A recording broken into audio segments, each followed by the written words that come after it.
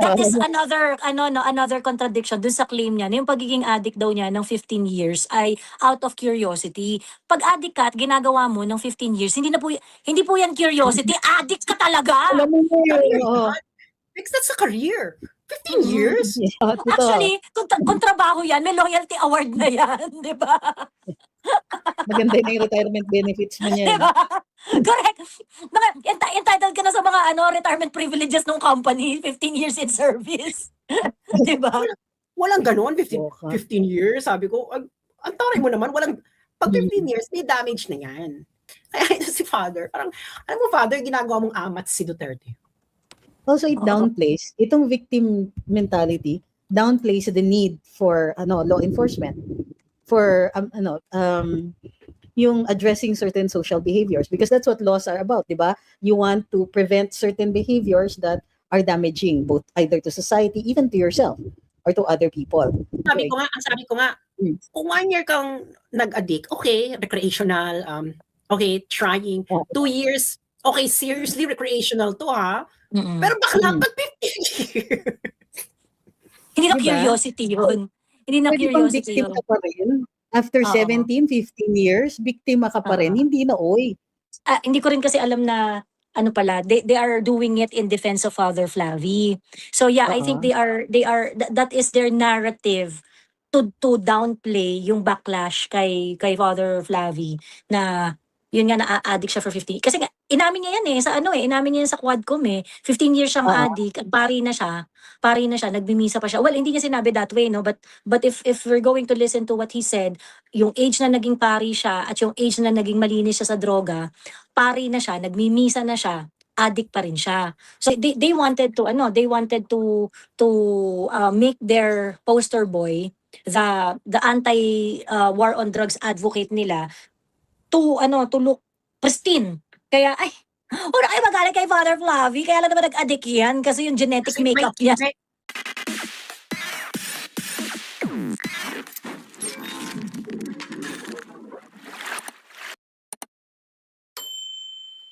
Kasi it also ignores the environmental factors, yung interactions. Katulad nga ng sinabi, you can have assuming that there were ethical means to or chance na makapag-clone ka ng entire human being, that's the clone will not have your personality.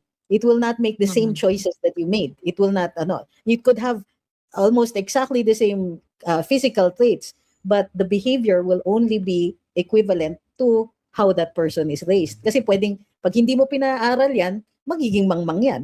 Pag hindi mo binigyan ng loving parents, they might display antisocial behavior. Diba? Pwede if ipalaki mo sa environment kung saan ang dami-daming drug addict, posible magdroga yan. Kasi acceptable.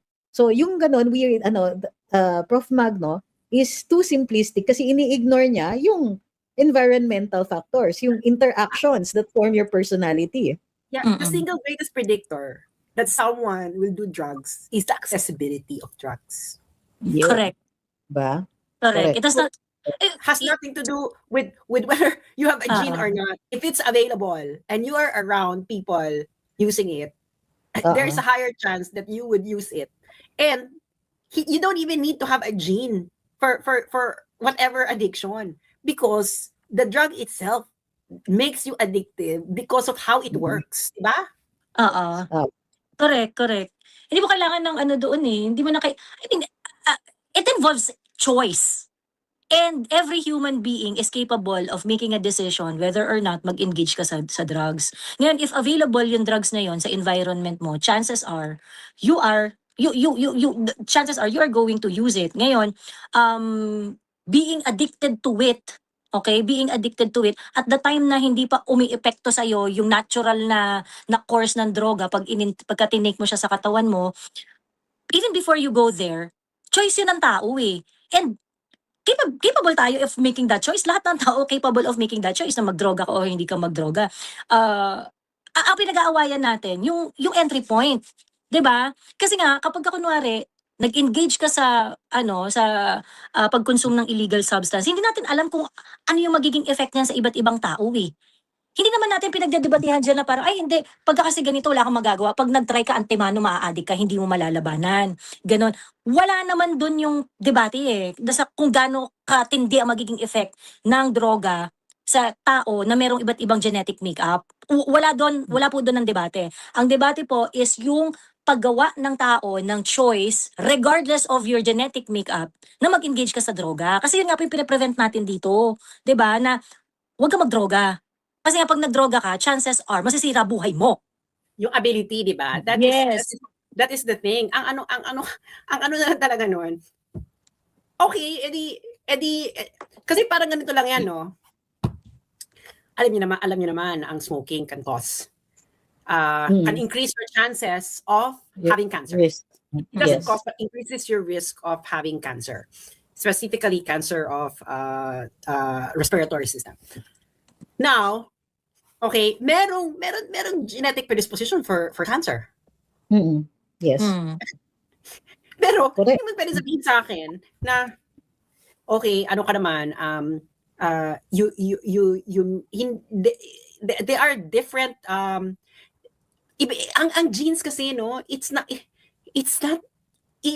hindi ito yung direct to direct mapping. There are various genes. The more genes are needed in order to create a phenomenon, Yes. the more choices that Maraming you have to override it. may You understand interaction it? yan.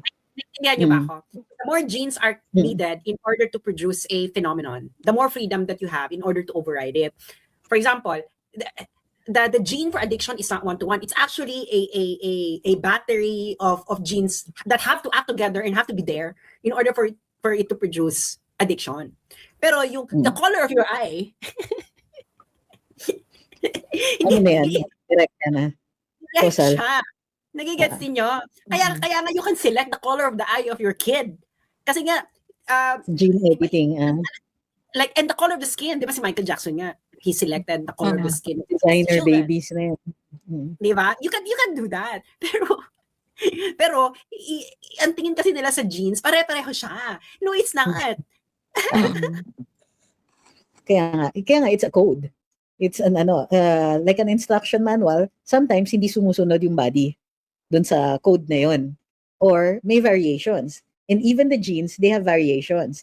And like we said, these are instructions towards the production of in this case towards the production of certain proteins. Tapos yung proteins na yon can have regulatory function. It can be a building function. It can be yung nagdedetermine ng amounts of certain releases of certain enzymes in the body. So yun. Tapos environment, what you eat, drink, and a toxic environment will also contribute to the production of those enzymes. It will Tapos yung actually, for example, serotonin. Sige, go Sas. kasi yung genes, it has to be read. Hindi siya, siya mga Bex? It's a passive code. Okay? Yes. Passive code. Ngayon, it has to be translated by I think it's RNA. Is it RNA? RNA is the platform. The translator. Babasahin pa siya. Mm. Okay? So ngayon, hindi yung gene ang bigla lang tatayo at okay, I'm gonna do this. Hello everyone. Hindi. Basta. Hindi ganun yun. Hindi ganun yun. Binabasa pa siya. So, ibig sabihin, there's a lot of things that could happen that could go wrong. Okay? And that could go right. Kasi mamaya, halimbawa, may predisposition ka for a certain disease. But the translator is not translating. Correct. So kahit 80% pa yan, but the translator is not translating, ano magawa ng gene? Alam mo namin yung sabihin, hindi, basahin mo ako. Basahin mo ako kasi 80% ang risk nito, ganyan. O hindi gano'n.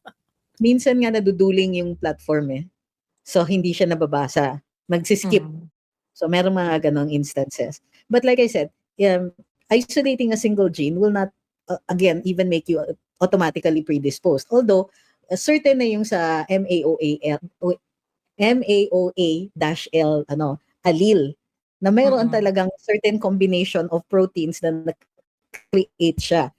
But even with the existence of the MAOA-L allele, it will not mean that you're automatically going to become criminal. Kasi ang krimen resulta din ng poor choices, environment, nga ni Sas, availability.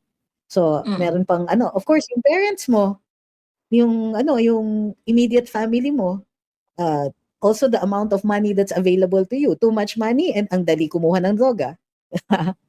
Too little and you commit crimes and then magdodroga ka. Pwede Yeah, naman, pwede rin. yung mga Not ano, enough 'di ba? money.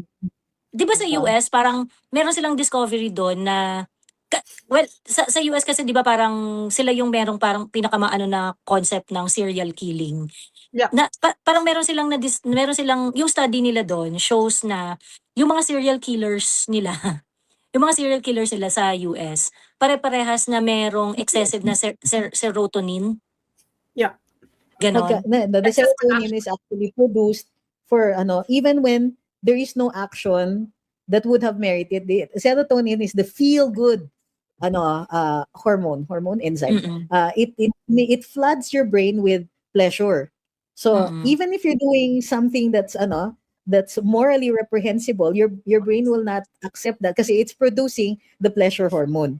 So saya ganyan.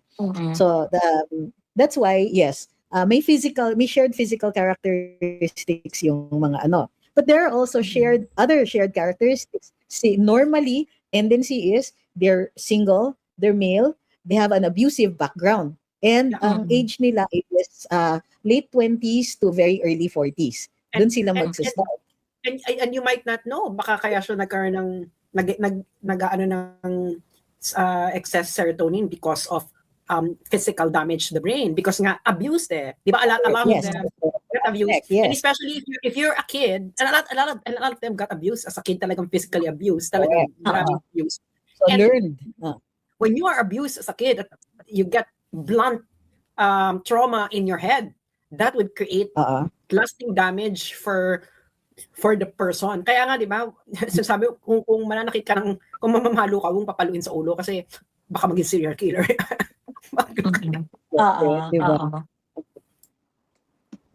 Pero hindi rin na like I said, even kumbaga sa predictability, only a predisposition. Kaya nga importante yung word na predisposition. It can create a predisposition, but the predisposition doesn't mean na automatic yun na yun. Kailangan pa ng enabling condition. Kailangan nyo ng enabling condition. Kaya yung addiction. It only, Sas, kumbaga parang ang binibigay lang niya, yung mga tendencies. Ano yung mga tendencies nung ano? Ano yung mga tendencies ng ano? Let me explain what is a disposition. Okay? A disposition. Halimbawa yung vase. You know your vase, di ba? You have a vase. Yes. Ngayon, a vase has a disposition to break or not to break because of how it's built.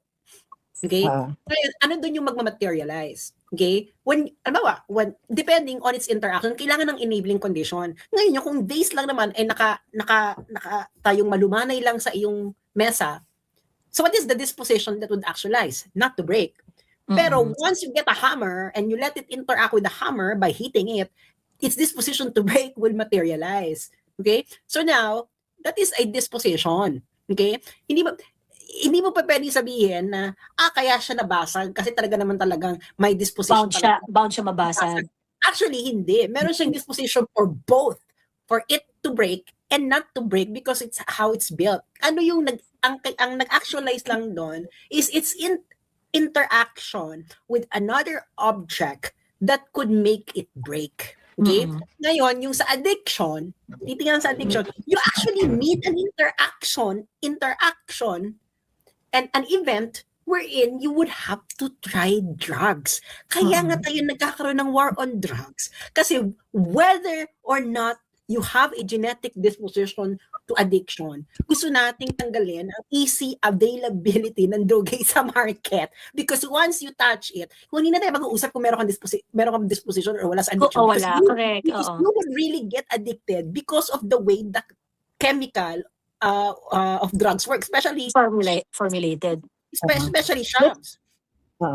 Let's talk about why Shelo Magno was saying this. Yes. Yes. Why is she saying that? Ano yung sinasabi niya, Joey? Ano sa tingin mo? Control. It's really about control. They wanted to tell stories like this na hindi mo na malalabanan yung how you are built. So we're going to tell you what you are going to do. Ikaw hindi mo na malalabanan. there is no point na makipaglaban, there is no point na makipag-ano ka, na mag-advocate ka on certain things. Hindi, walang point na makipaglaban sa buhay. Sasabihin na lang namin sa'yo kung ano ang mangyayari sa inyo. It's really about control. I mean, for someone like Shelo Magno to say things like this, alam mo na may agenda eh, na alam mo na, bakit ganyan yung approach mo? Diba? Para to say na, ano na magagawa yung genetic makeup mo kung ano yan, yun na yan, hindi mo na malalabanan yan.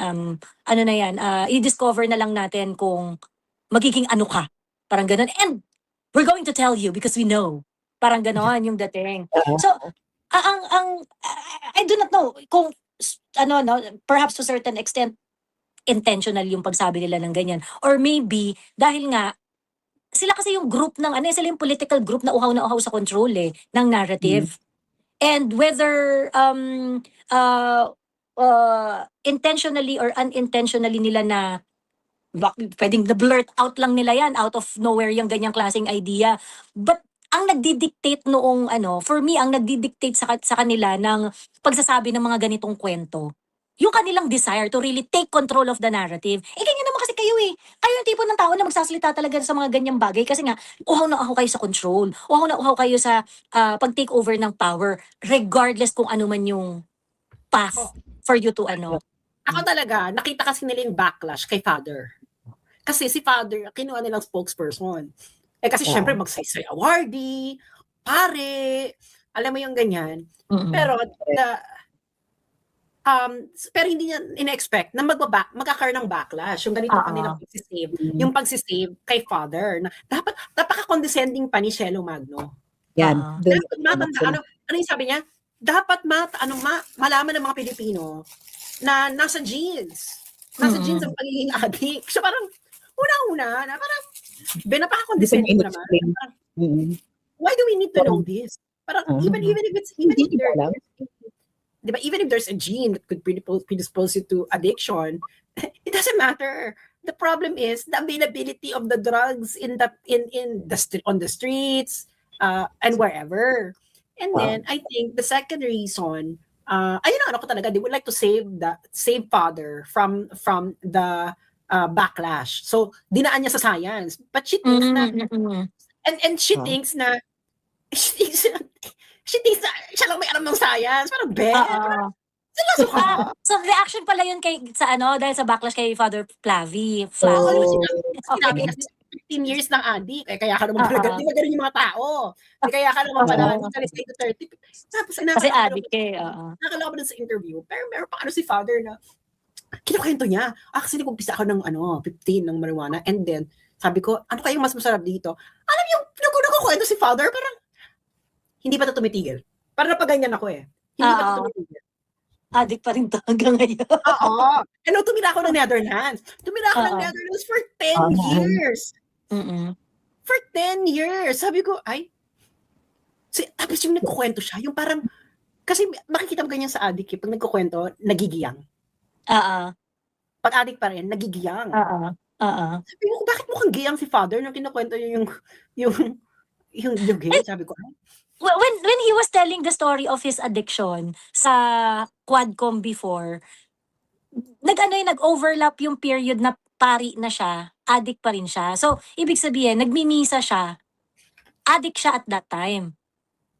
Well, kasi naging pari siya parang mga 27 or something like that, parang 27 to 29. 15 years siyang naging addict. Tapos 15 years old siya nag-start yata. Parang ganun yung di ba? Hanggang 31 nag-addict. Nag-addict. Oo. So, ibig sabihin, nagmimisa na siya, addict pa rin siya. Kaya nga, ako talaga, nung nagkukwento siya, talagang sabi ko, bakit mukhang giyang? Bakit para siyang excited nung kinukwento niya yung, alam mo yung nakikita mo sa mukha na parang, si Father, o bakit parang gustong mag-hits, ganyan. And, don't you think that it's part of the dilaw tendency to make narratives about victims? Kahit si Father Flavi, parang relishes presenting himself as a victim. Na all drug addicts are merely victims. I understand the being victim of circumstance, but at some point you make a choice, di ba? Like crimes are the result of your choice.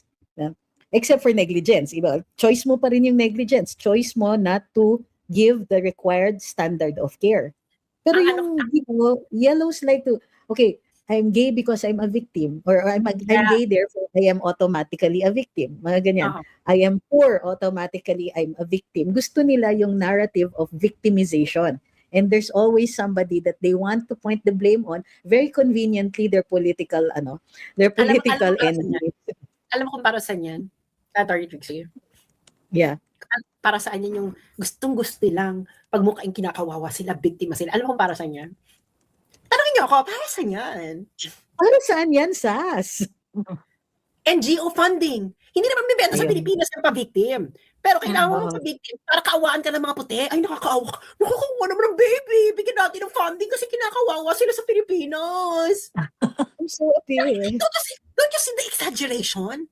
Wow. Of course, the more exaggerated you are, the more it would sound alarming to your founders. So tuloy ang kaperahan. Pero sa mga Pilipino, nandidiri, ano ba, nakakadiri naman tong dramang to. Tapos, yung pandidiri mo, gagawin pa nila yan. Kita mo na, they're victim blaming, ganyan, pahinging pera, ganyan, gagawin sila sa mga founders nila. Hello mga founders, send the NGO money, ganyan. Kasi, look, kinakawawa kami. Tigilan nyo nga ako. That's it. That's it. Their entire election communications is always victimhood. Bakit niyo inaapi si Lenny? Di ba? Lenny is for the victims. So itong ang war on drugs, ang portrayal is that every single addict is a victim. Well, I get that part. Madali pang isell yan kasi victim of circumstance. Ang social, tatawagin mo pa bang victim yan? Ang mga sindikato, biktima pa ba yung mga yan? When you're trying to dismantle an entire syndicate, anong gusto nila? We will treat them like victims with kidnaps. They can't help being a syndicate. May ganyan ba? Diba? They can't help, they couldn't help themselves kaya pumapatay sila ng ating kabataan because they grew up in a bad environment. Ano ba? ang drug syndicates dapat nasa level na yan ng terrorism. Ganyan kala. Totoo. Well, actually, Attorney Trix, no, balik lang ako doon sa yung user na yung addict. Sige, fine. Yung addict, biktima ng circumstances kasi we do not know access to the drugs, ganyan. Ang problem kasi doon sa sa poster boy nila ng addict pare, who is supposed to be mas discerning kasi nga nag-aral ng Biblia yan eh. 'Di ba? Nag-aral ng Biblia, nag-aral ng ganun. Tapos 15 years siyang addict. Pagkatapos natapos niya yung pagpapari niya, naging siya. I mean, I question it's really about his choice. I mean, equipped ka na eh. Nagsasalita ka na ng salita ng Diyos eh. Nag-share ka na ng salita ng Diyos eh. Tapos yung choice mo na gumawa ng magandang desisyon came after full-fledged ka na pare. Tapos sasermonan mo kaming lahat. Ibig ko sabihin parang may something wrong kasi doon sa yung sa pagmamalinis ba na pagkatapos yun nga siguro to justify to justify yung kanyang bad choices, sinisi nila sa genetic makeup na hindi kasi yung ibang tao talaga walang magawa pagka-addict sila dahil their genes would dictate that they're going to be an addict.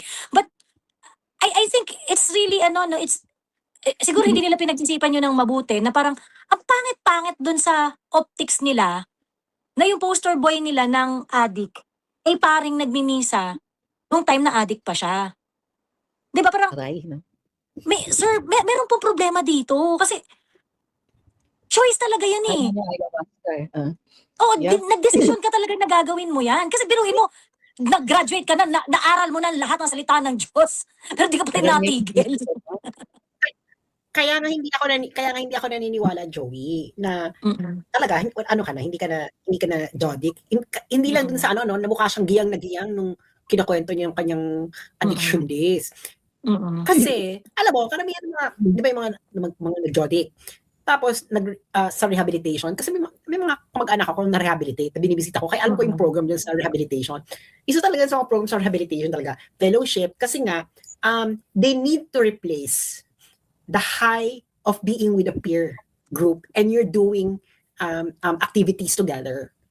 Okay? And they're doing activities together kasi nga yung addiction kasi, patong-patong kasi siya ng addiction eh. Yung in the company of others, tapos yung having fun together, ganyan. So, ganun yung kasama sa rehabilitation na pinapalitan nila yung ano. Eh, yung iba, they engage in religious activities.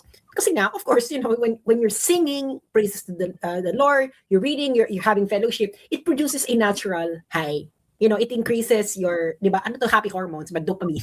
It increases your, di ba? When you're singing, when you are reading something nice, it activates the pleasure centers of your brain. So ngayon, yun yung nagiging safe substitute doon sa whatever na you took. So napapalitan lahat. So pinapalitan nila yung sources mo ng high, okay? Kaya ngayon, itong si Father, nag-seminaryo ka, nag-praise the Lord ka forever doon. Hindi siya nag-transfer. So, ibig sabihin, ano to? Hardcore to. Oo. And that is another contradiction dun sa claim niya. Yung pagiging addict daw niya ng 15 years ay out of curiosity. Pag addict ka at ginagawa mo ng 15 years, hindi po yan curiosity. Addict ka talaga. Alam mo yun. Because that's a career. 15 years? Hindi, pwede ka naman Curiosity. ano na yan, buong taong natapos na ng, mag-anak si Joey ngayon, ano na yan, high school graduate na yan. Actually, kung trabaho yan, may loyalty award na yan, di ba? Maganda yung retirement benefits mo niyan. Diba? Correct. Entitled ka na sa mga retirement privileges ng company, 15 years in service. Di ba? Walang ganon, 15 years. Sabi ko, ang taray mo naman, pag 15 years, may damage na yan. That's already, you have to be realistic about yourself. No? Parang ito tumira ako ng Netherlands, may matagal na talaga, meron talagang damage, they know it, the people engage in it, they know it. Pero meron silang self-awareness. Kaya ito si Father, parang, alam mo Father, ginagawa mong amat si Duterte. Also, it downplays, itong victim mentality, downplays the need for law enforcement, for yung addressing certain social behaviors, because that's what laws are about, di ba? You want to prevent certain behaviors that are damaging both either to society, even to yourself, or to other people. So dito, pag sinasabi natin na addicts are just victims, are all just victims, also negates the na once you're addicted, parang kumbaga, it takes away yung will. And when you take away will, ano yung criminal liability kapag walang will na involved? Because, di ba, in a crime, what are the elements of a crime? Kailangan may batas, may act that violates the law, and then a state of mind. Malis ang tawag natin. Pagka biktima yung drug addict, wala yung malis. So, in our laws, walang malis, you can only presume the lack of malis sa umpisa. Kaya inaalaw natin. Yung curiosity, yung mga nag-try, yung mga yung one-time use, nag-ano ka, ganyan. In fact, yung mga ganun. Ang sabi ko nga, kung 1 year kang nag-addict, okay, recreational, okay, trying. 2 years, okay, seriously recreational to ha. Pero bakla pag 15 years. Hindi na curiosity yun. Hindi na curiosity yun. Ka pa rin. After 17, 15 years, biktima ka pa rin, hindi na So, lalo, so dun sa first offense, di ba, probation lang yan. Pero, pag nahuli ka uli, may establish yung habituality mo, and yung habituality na yan, hindi ka na victim. Kasi clean ka na alam mo na what it's like to be an addict and what it's like not to be an addict. You chose to be an addict. So, may agency. In other words, kinikilala natin yung capacity ng tao to make these choices. Because if they have no capacity to make these choices, ano yan, negligence? Meron bang addict out of negligence? Ay, nasubo ko. Di ba? Ay, na-inject ko. Sorry, I slipped. Ano yan? Di ba? So, walang ganyan. There is no addiction by negligence. But they want to create a class of victims. Maraming, repercussions yan. One, yung kaso ni PRD. Di ba? Are we taking, sa ngayon, meron tinatawag na emerging norm. Because of the US's actions against the drug smugglers, we can actually say na ang tingin natin dito sa mga sindikato ng droga, is they are aggressors and a country can protect itself, which is what Duterte was doing. He was as the head of the state was protecting itself against these drug syndicates, diba? And it is a valid defense kasi grabe yung damage na kinukos nito. By saying that addicts are merely dictated by genetics and that they have no choice, there is no agency to begin with, there is nothing to defend from. Kita niyo yung bigger picture dyan na this is not I wish that it was accidental on the part of Prof. Mag or kulang lang talaga yung kaalaman niya sa basic understanding ng genetic predisposition. But if she wasn't, if this was deliberate on her part, then the bigger communications picture here is to allow itong untrammeled drug syndicates and it's very addicts are victims and they only need to be rehabilitated. It's a disease, it's a condition, ganyan instead of considering it as a crime. So merong, di ba may belief merong parang social norm na ginagawa dyan sa Europe na okay na illegalize na lang lahat ng droga tapos rehabilitate na lang yung mga yung mga gumagamit. Mahal yun they are spending a lot on the di ba sabi nga nila, di ba, yun yung nila i-decriminalize. Di ba yun yung ng Liberal Party? Yung akbayan, si Shelo Magno kasi isa akbayan. So pro-decriminalization yan sila. Ngayon, ang problema kasi sinasabi nila sa Europe nga ganito, ganyan. Pero they don't see the cost. Okay, mag-decriminalize ka, pero tataas mo ang budget for rehabilitation. The budget for rehabilitation in the Netherlands, which has only like 20 million people, would cost an entire budget of an entire government department for a year. Sa kanila pa lang yun, ha? Hindi naman ganun kadami ang Jody Kit sa Netherlands, and mas madali namang i-cure sa kanila kasi cannabis lang yun. When you're talking about meth, I think everyone who has ever had a family member, relative, or kapitbahay who has been addicted to meth know how long it would take to rehabilitate a meth addict, especially someone who have been a meth addict for 15 years. That's big. I'm sorry, Father, but I don't believe that even Jesus cannot undo what you've done to yourself in that quickly. Correct. Well, so ayan.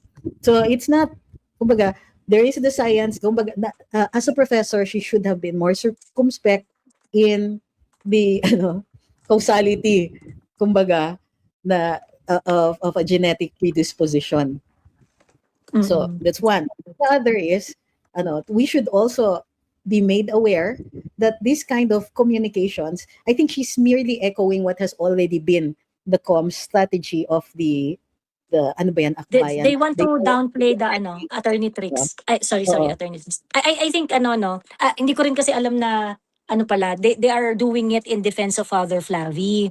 So yeah, I think they are that is their narrative to downplay yung backlash kay Father Flavi na yun nga na-addict siya for 15. Kasi nga inamin niya yan inamin niya yan sa Quadcom 15 years siyang addict, pari na siya, nagbimisa pa siya. Well, hindi niya sinabi that way, no, but if we're going to listen to what he said, yung age na naging pari siya at yung age na naging malinis siya sa droga, pari na siya, nagmimisa na siya, addict pa rin siya. So they wanted to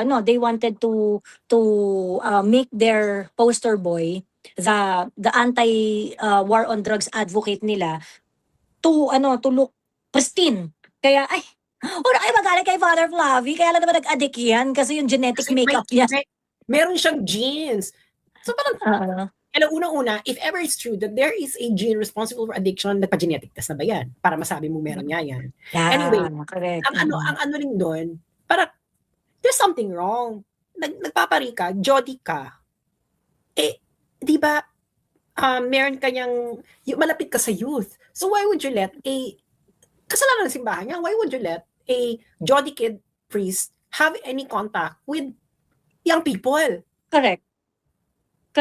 At saka ako sa totoo lang, nagwo-wonder ako kasi yung statement ni Father Flavie sa Quadcom entails na pari na siya, addict pa rin siya. Pagkatapos parang ano to, wala man lang action yung Catholic Church kay Father Flavie kasi that is a serious offense. I recall, no? Kasi 'di ba? Judictus Benedictus ka na pala nun pagkatapos nagmimisa ka.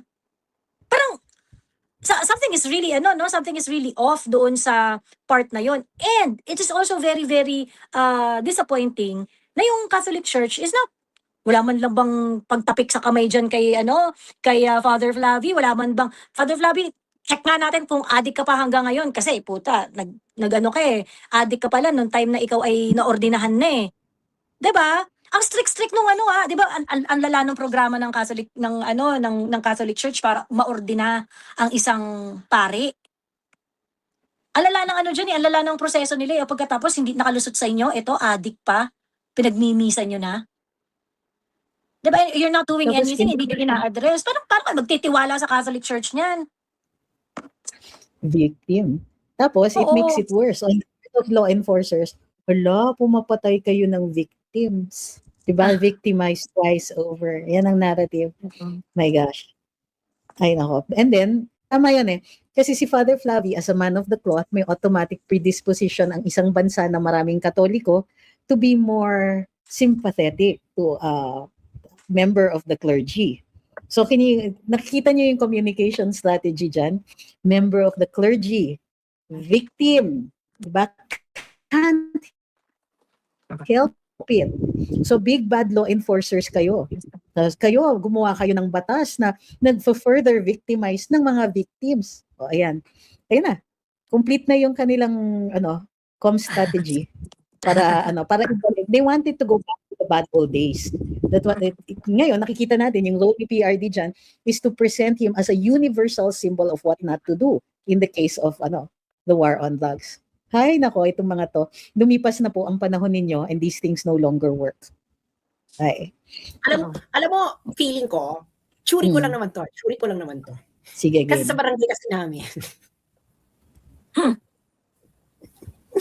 Kwentong barangay muna tayo. Kwentong barangay. Okay. Kasi sa Mexico, may mga talaga. Mexico. May mga paring adik talaga. Hindi. Yeah. Yan ang pinaka-safest. Yan sa Mexico, yung pagpupunta ng simbahan, ang pinaka-safe way ng distribution. Yeah, oo. Doon Sa na Mexico yan, Sa Mexico yan sa Mexico. Malamang, kasi who would go, who would think na Totoo. doon ang exchange gift on Christmas Day. Oo nga naman. Diba? Give love on Christmas Day, distribution. Diba? Tapos It's organized. tapos malapit ka sa mga bagets. So, dangerously Diba? so. Kasi nga hindi kasi complete. Yun talaga ang sa tsuri ko, no? Sa Mexico lang naman to. Sa Mexico lang naman to nangyayari. I don't think na nangyayari sa Pilipinas. Sa Mexico lang to. So, yan ang ko. Sabi ko talaga, alam mo, may duda ako dito kay hindi, bakit masyado kang agit? Mas agit ka pa sa CBCP leader. But, nako. So, dali lang. Parang, at bigla na lang siya sumulpot. O nga, parang kabuti. Di ba? Sino to? Kasi naiintindihan ko pa si Father Robert Reyes, talaga naman lahat ng presidente against yan, no? Tumatakbo na talaga yan. High school pa lang tayo. Trix, Joey, no? High school pa lang tayo. Nakagraduate mo pa lang ata, Trix. Oy! Aray! Hindi matagal na. Teka. 30 years since, di ba? Nasa EDSA yan. 1 and 2. Tumatakbo na siya. Kaya kilala mo, tapos sino to si Father? Bigla na sumulpot. Tapos sinulputan pa niyang issue, war on drugs. True. Oo. Sus. So yan. So nakikita natin dito is, grabe no, yung science miscommunication niya. Or we don't know if it was intentional or not, but it feeds into this very well-established victimhood narrative that her political cohorts are subscribed to. So it's yellow, it's pink, it's them, it's the Reds, all of them subscribe to this victimhood mentality so that they can, well, among others, diba, raise funds. And the other is to make anybody who tries to correct these behaviors, which have criminal repercussions. Pag you try to correct these behaviors, masama ka. Ikaw yung big bad wolf. Tapos all of these victims, even if these so-called victims commit crimes by themselves, ang lumalabas, law enforcement, and people who want order, and people who just want to fix this, to make a safe place for our kids to grow up with, sila yung masama. It's turning the value system upside down because victims sila. So, I think on that note, pasensya na ha, I have to go kasi may bilyonaryo ako bukas at 8 a.m. Oo, you're back in Bilyonaryo, Attorney Trix. Yes, and back sa Spokes tomorrow. So, I hope everybody joins us. Sas, Gora na ako. Thank you very much for being here. Thank you, Attorney Trix. See you tomorrow at 8 a.m. So, hanapin talaga kita sa audience. Thank you very much. See you all tomorrow at 8 a.m. on the Bilyonaryo News channel. We're on YouTube. It's easiest to watch it there, and we have a very, very active comment section. I strongly urge you to join us there. For those who are watching this on the replay, ayan ha, we have the benefit of the wisdom and erudition of both Sas and Joey today. Thank you very much to both of them, and thank you very much to everybody who participated here and everyone who continues to support Luminous by liking, sharing, subscribing, etc. Thank you very, very much. See you tomorrow at 8 a.m. Bilyonaryo News channel.